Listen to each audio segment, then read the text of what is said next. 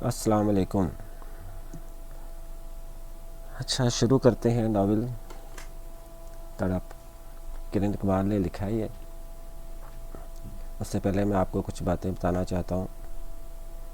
وہ یہ ہیں کہ لوگ کہتے ہیں کہ ناول وقت کا ضیاع ہوتے ہیں، مگر میں آپ کو بتاؤں بہترین ناول ایک سبق ہوتا ہے، اگر کوئی سمجھنا چاہے تو، اور وہ ناول ہی کیا جس سے آپ کی زندگی میں ایک اچھی تبدیلی نہ آ سکے۔ سبق آموز ناول آپ کو شعور دیتے ہیں، خوشی دیتے ہیں اور معاشرے کے حوالے سے بیداری بھی دیتے ہیں۔ یہ اب آپ پہ ڈیپینڈ کرتا ہے کہ آپ ناول سے کیا سیکھتے ہیں۔ ناول سکھانے والے پہ ڈیپینڈ یہ کرتا ہے کہ آپ کو ناول اس طرح سنائے کہ آپ اس ماحول میں اپنے آپ کو انوالو سمجھیں، جیسے آپ گم ہو جائے اس ماحول کے اندر۔ کوشش کروں گا میں بھی آپ کو اس ناول کو ایسے سناؤں۔ چلیں اسٹارٹ کرتے ہیں۔ السلام علیکم پاپا، سوری میں کافی لیٹ ہوں، لیکن آج آپ کو تو پتہ ہے نا کہ یہاں کی ٹریفک کا۔ I am sorry. گاڑی کی چابی ٹیبل پر رکھ کر وہ کرسی پر بیٹھے سلمان کے گلے میں بانہیں ڈال کر لاڈ سے بولی۔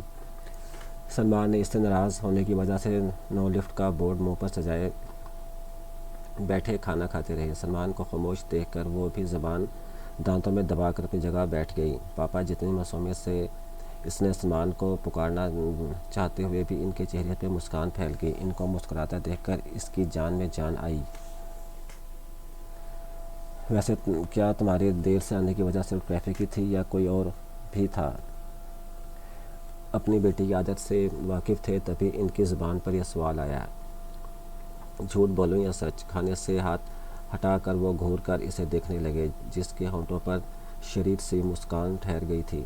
اس کا مطلب کچھ کر کے آئی ہو۔ ظاہر ہے اس اب بس سروس ایسی ہے تو کچھ نہ کچھ تو کرتے رہنا ہے۔ بس آپ سے ایک گزارش ہے کہ آپ میرے لیے پریشان مت ہوا کریں، آپ کی بیٹی بہت بہادر ہے۔ اس نے سلمان کے ہاتھ پر اپنا ہاتھ رکھتے ہوئے جیسے تسلی دی۔ کبھی کبھی ڈر لگتا ہے روشنی، تمہارے علاوہ اور ہے کون میرے پاس؟ پاپا پلیز، آپ ایسے ریئیکٹ کریں گے تو میں کمزور ہو جاؤں گی۔ آپ میری طاقت ہیں اور آپ کی دعا ہی میرے لیے حفاظتی غلاف ہے۔ آپ بس پریشان نہ ہوں پلیز۔ اس نے جیسے التجا کی۔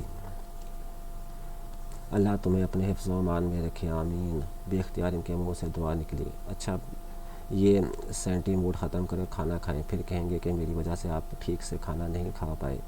اس کی بات پر مسکراتے ہوئے سلمان دوبارہ کھانے کی طرف متوجہ ہوئے۔ سلمان ایوب کراچی کے بہت ہی نامور بزنس مین ہیں میں سے ایک تھے۔ ان کا آبائی گھر تو انڈیا میں تھا، جہاں سے ان کے والد ایوب احمد اپنی بیوی رخسار اور اپنے بیٹے سلمان کے ہمراہ ہجرت کر کے پاکستان شفٹ ہو گئے تھے، اور تب سے ایوب احمد کی انتہائی محنت کی بدولت آج سلمان ایوب اپنے باپ کا بنایا کاروبار سنبھال رہے تھے۔ سلمان ایوب کی شادی ان کی مرضی سے ان کی کلاس فیلو شاہانہ علی سے ہوئی تھی۔ شادی کے کچھ عرصہ بعد ہی ایوب احمد اور رخسار احمد یک بعد دیگرے اس جہاں فانی سے کوچ کر گئے تھے۔ سلمان کے لیے یہ صدمہ بہت گہرا تھا، لیکن ان کی باوفا بیوی شاہانہ کی وجہ سے وہ جلد ہی واپس اپنی دنیا میں مشغول ہونے لگے۔ شاہانہ اور سلمان ابھی اپنی دنیا ٹھیک طرح سے بسا بھی نہیں پائے کہ شاہانہ شادی کے 5 سال بعد روشا نے ایوب کو سلمان کی گود میں ڈال کر خالق حقیقی سے جا ملی۔ سلمان ایک بار پھر اکیلے ہو گئے، لیکن روشا نے ان کی زندگی میں ان کا اکیلا پن بہت جلد دور کر دیا۔ روشانہ کی شرارتیں اور گھر بھر میں اس کی ہنسی کی چھنکار سے سلمان اپنی زندگی کو ایک نئی طرز سے سنوارنے لگے۔ روشانہ ان کی زندگی میں پاکیزہ روشنی بن کر آئی تھی اور بہت جلد سلمان اس روشنی میں نہاتے چلے گئے۔ روشانہ نے رنگ روپ اپنی ماں کا چرایا تھا۔ گہری کالی آنکھیں سرخ سفید رنگ پر بہت چمکتی نظر آتی تھیں۔ نازک سی لمبی ناک جس پہ غرور بہت جچتا تھا۔ لمبے کالے بال جنہیں باندھ کر رکھنا اس کے لیے ایک ٹاسک جیسا ہوتا تھا۔ سلمان کی ڈانٹ ڈپٹ کرنے کے بعد کہیں جا کر اس نے اپنے بالوں کا بھی خیال رکھنا شروع کیا تھا۔ وہ بے حد حسین ہونے کے ساتھ ساتھ بہت ذہین بھی تھی، جس کی بدولت سلمان سے اپنی ہر بات منوانے کا فن جانتی تھی۔ روشانہ اپنے باپ کا لاڈ پیار کی وجہ سے کسی حد تک ضدی پن اپنا چکی تھی، لیکن اسے سلمان سے بہت محبت تھی اور اس لیے اس کی ضدی فطرت بھی آہستہ آہستہ ختم ہوتی چلی گئی۔ لیکن اس کی ضد اس وقت بھی جاگ اٹھی جب میس کمیونیکیشن میں ماسٹر کرنے کے بعد اچانک CSS کی کرنے کا دورہ پڑا۔ سلمان نے اسے ہر طرح سے سمجھا کر دیکھ لیا تھا، لیکن وہ اپنی ضد سے 1 انچ بھی ہٹنے کو تیار نہ تھی۔ مجبوراً سلمان کو ہی ہار ماننا پڑی۔ روشانہ کو اندازہ تھا کہ اس کرپٹ نظام میں اس کے لیے اسی کے لیے CSS کا امتحان پاس کرنا بڑا جان اور جوکھوں کا کام ہوگا، لیکن شاید سلمان کے ساتھ ساتھ اللہ نے اس کی دعائیں بھی قبول کر لیں اور اس نے امتحان پاس کر لیا اور شدید سخت ٹریننگ کے بعد بطور SP حیدرآباد پولیس اسٹیشن تعینات ہوئی۔ سلمان کی دن رات یہی دھڑکا لگا رہتا کہ وہ نازک سی لڑکی کیسے اپنا آپ سنبھال پائے گی، لیکن دل کی ایک گوشے میں ان کو یہ کامل یقین بھی تھا کہ ان کی بیٹی ہر مشکل کا حل ڈھونڈ لے گی۔ روشانہ نے ان سے محبت اپنی جگہ، لیکن وہ اس کے لیے ڈرتے بھی تھے کہ کہیں کوئی ان کی بیٹی پر انگلی نہ اٹھا دے یا ان کی بیٹی کسی نفرت کا شکار ہو کر ان سے دور چلی جائے۔ دن رات اس کی سلامتی کے لیے دعا کرتے رہتے تھے۔ زبان کھولی ہے اس نے کہ ابھی تک تمام لوگوں کی ہی پریڈ کروائی۔ سیل میں داخل ہوتے ہی اس نے جواد سے پوچھا، جو کہ کرسی پر بیٹھا وجود کو گھور رہا تھا، نہایت ہی ٹھیٹ قسم کا بندہ ہے یہ، مجھے لگتا ہے تمہارا انتظار کر رہا تھا۔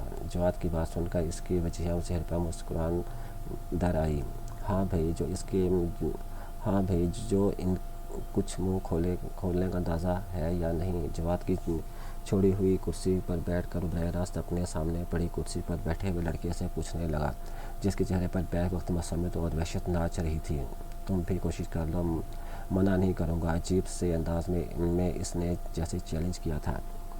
چلو کوئی نہیں، اگر ابھی دل نہیں کر رہا تو بعد میں بتا دینا، لیکن یاد رکھنا یہ میری طرف سے ایک آخری موقع ہے تمہارے پاس۔ اگر تم ہماری مدد کرنے کو تیار ہو جاؤ تو میرا وعدہ رہا کہ میں تمہیں کچھ نہیں کروں گا، ورنہ دوسرے صورت میں میرے آدمی تمہارے جسم کا ریشہ الگ کر دیں گے اور تمہاری کوئی ہڈی اپنی جگہ سلامت نہیں رہے گی۔ زبان کاٹ دے جائے گی، پھر کسی سڑک پر بھیک مانگتے نظر آؤ گے، کوئی پہچاننے والا بھی نہیں ملے گا۔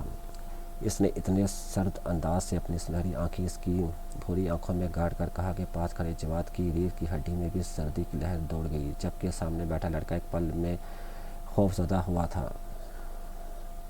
نوری بعد یہ سب وہاں سے شروع ہوا، اپنی بات کہہ کر وہ جانے لگا، لیکن اس لڑکے کی بات نے اس کے قدم روک لیے۔ ایک ہلکی سی مسکان اس کے ہونٹوں پر اپنی چھاپ دکھا کر غائب ہو گئی۔ وہ پلٹ کر دوبارہ کرسی پر بیٹھا اور پوری توجہ سے اس لڑکے کی بات سننے لگا۔ بس یا اور بھی کچھ ہے بتانے کو؟ جب اس کی بات ختم ہوئی تو اس نے پوچھا۔ اس دوران وہ خاموشی سے اس لڑکے کو ہی سن رہا تھا۔ نہیں، بس مجھے جتنا پتہ ہے میں نے سب بتا دیا ہے۔ اسے گولی مار کر اس کی لاش برقی بیٹھی میں ڈال دو۔ لڑکے نے جیسے ہی بات ختم کی وہ کرسی چھوڑ کر جواد کی طرف پلٹا، جبکہ اس لڑکے کے رنگ اس کی بات سن کر لٹھے کی مان سفید ہو گیا تھا۔ یہ کیا کہہ رہے ہو تم نے وعدہ کیا تھا مجھے کچھ نہیں کرو گے۔ لڑکے نے ہذیانی انداز میں چیخنے پر اس کے جائے قدم رکے۔ میں نے وعدہ کیا تھا میں کچھ نہیں کروں گا، لیکن جواد نے ایسا کوئی وعدہ نہیں کیا تھا، اور ایک بات، تم لوگوں نے جو یہاں گند پھیلایا ہے اس کے لیے ضروری ہے کہ سب سے پہلے تم جیسے ناسور یہاں سے ختم ہو، اور یقین جانو ایسا ایک دن ضرور آئے گا۔ سرد انداز میں اسے جواب دیتا وہ باہر نکل گیا۔ پیچھے لڑکی کی چیخیں سنائی دے رہی تھیں، رمیز اٹھ جاؤ، تمہارے بابا ویٹ کر رہے ہیں، آفس کے لیے دیر ہو رہی ہے۔ انہیں رفت نے پہلے ہی دوبارہ ملازمہ کو جانے کے لیے بھیجا تھا، لیکن جب رمیز ناشتے کے لیے نیچے آیا تو وہ خود ہی اب اسے جگانے آئی تھی، لیکن رمیز جیسے نہ اٹھنے کی قسم کھا رکھی تھی۔ ماما میری طبیعت ٹھیک نہیں، آپ پلیز بابا کو بھی بتا دیں۔ رمیز نے کروٹ بدلی اور بلینکٹ منہ تک اوڑھ کر سو گیا۔ ٹھیک ہے، میں بھی تابع کو بھیج رہی ہوں، وہ تمہاری طبیعت ٹھیک کرے گی۔ رفت کی دھمکی سن کر رمیز ایک سیکنڈ سے بھی کم وقت میں بیڈ سے اتر چکا تھا، اور اس نے جاتی ہوئی رفت کا ہاتھ تھام لیا۔ نو ماما، میں تو مذاق کر رہا تھا، آپ تابع بھائی سے کچھ مت کہیں، فضول میں ہی صبح اپنی انرجی ویسٹ کریں گے۔ رفت کے گلے میں باہیں ڈالے وہ بڑے پیار سے بولا تھا، ہاں سب سمجھتی ہوں تمہاری حرکتیں، اب چلو جلدی سے ریڈی ہو کر نیچے آؤ۔ اس کے گال پر پیار سے چپیٹ رسید کرتی ہوئی اس کے روم سے نکلی۔ رمیز اپنے سر پر ہاتھ پھیرتا ہوا الماری سے ٹاول نکال کر واش روم میں چلا گیا۔ سرفراز عالمگیر کراچی کے جانے مانے اسٹیل ملز کے بزنس مین میں سے ایک تھے۔ ان کی ملیں پورے پاکستان کے بیشتر بڑے شہروں میں پھیلی ہوئی تھیں۔ رفت نے اس سے شادی کرنے سے پہلے ہی وہ اس مقام تک پہنچ تھے کہ ان کے جانے کے بعد ان کی اولاد بغیر کسی محنت کے آرام سے بیٹھ کر کھا سکتی تھی۔ ان کی فیملی بہت چھوٹی سی تھی، جن میں رفعت اور اس کے 2 بیٹے شامل تھے۔ بڑا بیٹا تبریز عالمگیر، اس کے بعد رمیز عالمگیر۔ دونوں ہی بیٹے اپنی ماں باپ کی فرمان بردار تھے۔ رمیز MBA کرنے کے بعد اپنے باپ کے ساتھ بزنس میں ہاتھ بٹا رہا تھا، جبکہ تبریز پولیس فورس کے بعد CID جوائن کر چکا تھا۔ رفعت اور سرفراز کے 12 کہنے کے باوجود اسے بزنس کی طرف ایک قدم بھی نہیں بڑھایا تھا۔ رفعت اور سرفراز کے لیے بچوں کی خوشی زیادہ معنی رکھتی تھی، اس لیے وہ ان کو اپنی زندگی آزادی سے جینے دینا چاہتے تھے۔ Good morning everyone. Tabrez Rifat کو پیار کرنے کے بعد اپنی کرسی پر بیٹھا ناشتے کے لوازمات کا جائزہ لینے لگا۔ تابی تم کہیں جا رہے ہو؟ اس کی تیاری دیکھ کر سرفراز سے رہا نہیں گیا تو وہ پوچھ بیٹھے، کیونکہ وہ اپنے ساتھ ایک ٹرالی بیگ بھی لے کر نیچے آیا تھا۔ یس بابا، ایک بہت ضروری کیس کے سلسلے میں مجھے نوری آباد جانا ہے۔ نہ جانے کتنا ٹائم لگ جائے اس لیے میں پوری تیاری کے ساتھ جانا چاہتا ہوں۔ بریڈ پر جام لگاتے ہوئے اس نے بڑے سکون سے بتایا۔ سرفراز کے ماتھے پر بل دیکھ کر بریڈ ٹوسٹ منہ تک لے جاتا اس کا ہاتھ رکا تھا۔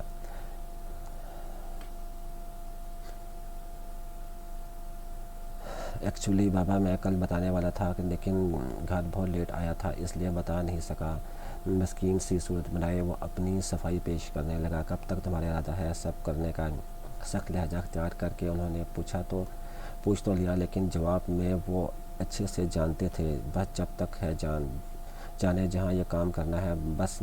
سری تان کے ساتھ اس کا جواب سن کر رفعت مسکرا اٹھی، جبکہ سرفراز مصنوعی غصے سے اسے گھورنے لگا۔ کچھ نظر کرم ہم غریبوں پر بھی کرو، ہر بار ٹال دیتے ہو تم، لیکن ہماری خواہش ہے ان بچوں کے گھر بستے ہوئے دیکھیں، پر لگتا ہے تم ہمارے مرنے کا انتظار کر رہے ہو۔ اللہ نہ کرے، کیسی بدشگونی باتیں کر رہے ہیں آپ، میرے بچے ایسے نہیں ہیں۔ رفعت ایک دم سے جذباتی ہو کر درمیان میں کود پڑی۔